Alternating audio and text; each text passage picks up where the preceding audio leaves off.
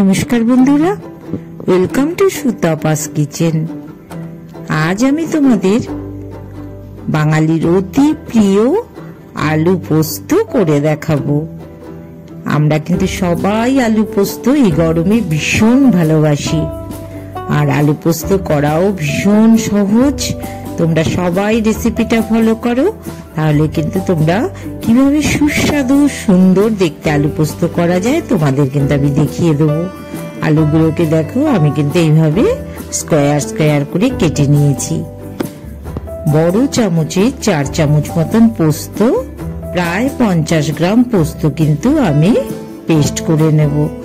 পোস্ত তোমরা পেস্ট করার সময় প্রথমে একটু শুকনো খোলায় আগে নাড়িয়ে নেবে, তারপর নাড়িয়ে মানে মিক্সির গ্রাইন্ডারের এই বাটিতেই কিন্তু নাড়াতে একটু নাড়িয়ে নেবে, তারপর একটু জল মিশিয়ে ভালো করে পেস্ট করে নেবে। আলুগুলোকে আমি কিন্তু 50% বয়েলড করে নিয়েছি। আমার এবার কড়াইতে বেশ কিছুটা তেল নিয়ে নিলাম। আমি 50% বয়েলড আলুগুলো আমি কিন্তু এবার ভেজে নেব। আমি কিন্তু অর্ধেকের বেশি, দেখো, আবার 1 চামচ মতন আমি সাদা জিরে দিয়ে দিলাম।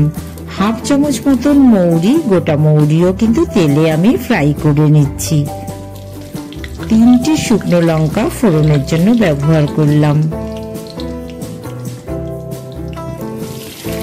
4টে কাঁচা লঙ্কা, যখন খুব সুন্দর গন্ধ বেরিয়ে এসছে তখন কিন্তু আমি কাঁচা লঙ্কাগুলো দিয়ে দিলাম। এবার যে আমার 50% বয়েলড করে রাখা আলুগুলো, সেগুলো কিন্তু আমি একই সাথে একটু ভেজে নেব। খুব ভালো করে কিন্তু আলুটাকে ফ্রাই করে নিতে হবে, যাতে কিন্তু পোস্ত দেওয়ার পরে আর কোনো বয়েলড করার দরকার না পড়ে। এটা কিন্তু তোমাদের খুব ভালোভাবে মাথায় রাখতে হবে। আগের থেকেই কিন্তু আলুটাকে ভালো করে ভেজে নরম করে নিতে হবে, সুসিদ্ধ করে নিতে হবে।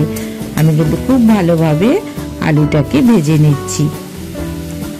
1 চামচ মতন, বড় চামচের 1 চামচ মতন লবণ কিন্তু আমি মিশিয়ে দিলাম। সামান্য একটুখানি কিন্তু আমি আজকে হলুদ ব্যবহার করব। আমি কিন্তু একটু সাদা সাদাই আলু পোস্ত করব। সামান্য 1/4 চামচের মতন কিন্তু আমি হলুদ মিশিয়ে দিলাম। আলুটাকে আমি খুব ভালো করে ফ্রাই করে নিচ্ছি। এবার দেখো, একটু কাঁচা লঙ্কা আমি পেস্ট করে রেখেছিলাম, কাঁচা লঙ্কাটা, এই পেস্ট কাঁচা লঙ্কাটা কিন্তু একই সাথে মিশিয়ে দিলাম। আমি একটু ঝাল ঝাল পোস্ত করব, তাই আমি বেশ 5-6টা মতন কাঁচা লঙ্কা পেস্ট মিশিয়ে দিলাম। যখন আলুটা ফ্রাই হয়ে এসছে তখন কিন্তু আমি বড় কাপের 2 কাপ মতন জল দিয়ে আলুটা আরেকটু নরম করে নিচ্ছি। আলুটাকে কিন্তু খুব ভালো করে তোমরা বয়েলড করে নেবে, তারপর কিন্তু তোমরা পোস্তটা ব্যবহার করবে। আমি একটু কেটে দেখিয়ে দিচ্ছি তোমাদের। আরো একটু নরম হবে আলুটা, এখনো একটু শক্ত আছে। আরো কিছুক্ষণ, মিনিট 3 মতন আরো যদি এই জলে সুসিদ্ধ হলে তবেই কিন্তু আলুটা পুরোপুরি বয়েলড হয়ে যাবে। অনেকটাই হয়ে এসছে আমার আলু বয়েলড। বেশ সুন্দর কিন্তু ফোড়নের সবকিছু দিলাম, সাথে কিন্তু 5-6টা মতন কাঁচা লঙ্কা দিলাম। এবার যে পোস্তর ঘন অংশটা, সেটা কিন্তু আমি চারিদিকে মিশিয়ে দিচ্ছি। আলুর সাথে ভালো করে নাড়িয়ে নেব পোস্তটাকে। আর কিছুটা পাতলা পোস্ত বাটিতে আমি কিন্তু রেখে দিলাম। নামানোর একটু আগে কিন্তু আমি সেই পোস্তটা ব্যবহার করব।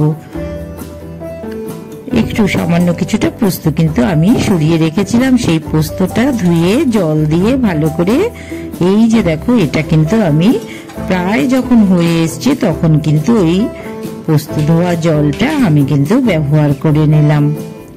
কিছুটা পোস্ত এবং জল একসাথে মিশিয়ে আবারও একটু দিলাম।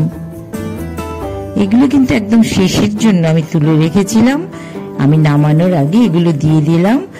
2 চামচ মতন চিনি মিশিয়ে দিচ্ছি। আমি কিন্তু আজকে সাদা সাদা ভীষণ সুস্বাদু পোস্ত তোমাদের করে দেখাচ্ছি। তোমরা সবাই করে দেখো, দারুণ লাগবে। আর আমার কিন্তু পোস্ত রেডি হয়ে গেছে। আমি একটা সার্ভিং বোলে কিন্তু নামিয়ে নিচ্ছি। বন্ধুরা, তোমাদের যদি আমার এই রেসিপিটা পছন্দ হয় তবে অবশ্যই তোমরা একটা লাইক করো। আর তোমরা সবাই আমার চ্যানেলটার সাথে থেকো। সুতাপাস কিচেন আমার চ্যানেল। আমি কিন্তু চারিদিকে 3-4 চামচের মতন কাঁচা তেল ছড়িয়ে দিচ্ছি। একটু সুন্দর করে কিন্তু তেলটাকে আমি মিশিয়ে দিচ্ছি। আর সুতপাস কিচেন অবশ্যই তোমরা একটু সাবস্ক্রাইব করো, সবাইকে আমি অনুরোধ করছি। ভালো লাগলে একটি লাইক করো, আর সুন্দর সুন্দর রেসিপির জন্য পাশে থাকা বেল আইকনটি অবশ্যই প্রেস করে রাখো, তোমাদের কাছে নোটিফিকেশন চলে যাবে। সবাই ভালো থেকো, আমার বন্ধুরা সবাই আমার সাথে থেকো। আবার দেখা হবে তোমাদের সাথে।